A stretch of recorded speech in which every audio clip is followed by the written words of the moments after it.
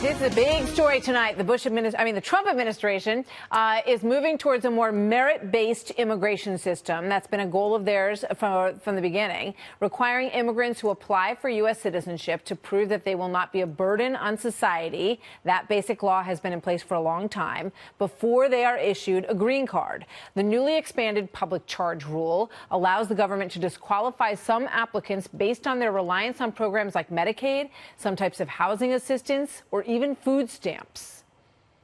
We certainly expect people of any income to be able to stand on their own 2 feet. And so if people are not able to be self-sufficient, then this negative factor is going to bear very heavily against them in a decision about whether they'll be able to become a legal permanent resident.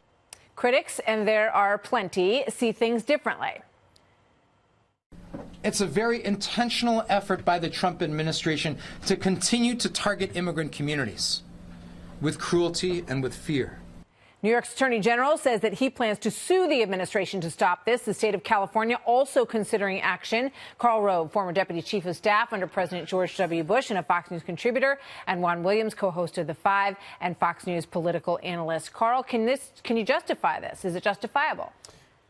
Well, since 1999, this rule has been in place, and it already denies, under U.S. law that provided for the rule, it denies welfare benefits to a large number of people. For example, the traditional welfare check, you can't get supplementary security, SSI, supplementary security income under Social Security. There are a whole bunch of programs that are already off limits to immigrants and to visa holders. This adds 2 programs, food stamps and Medicaid. And it's not the determinative. This is not dispositive. You have to look at that in the last 36 months and what factors cause you to think during their habits in the last 36 months that they're going to be able to take care of themselves, and which will mean that they have to rely upon public assistance. And in 12 months out of the last 36, have they been dependent upon food stamps and Medicaid would count as negative marks against them. So, one, the idea is that, if you're going to become a citizen, you should be self-sufficient. An enormous amount of our pie is spent on entitlements already in the country. So, why should we take in more people who are going to just add to that burden, is the word in this law that's been on the books since 1999. Well, I don't think that's the argument. I think this is really about punishing immigrants, and I think it's political. I think it's sending a message to the Trump base that he's anti-immigrant. He didn't get the wall. I think he tried to get merit-based admission to the country into the books and didn't do so, and so I think this is a way to circumvent that. Again, we know that the president wanted to cut certainly illegal immigration. The difference here, Martha, is that this is about people who came to the USA legally. And he is particularly interested in halting people who come from low-income countries. So I would think that it's mostly people coming from Latin America, Africa, the Caribbean, and the like.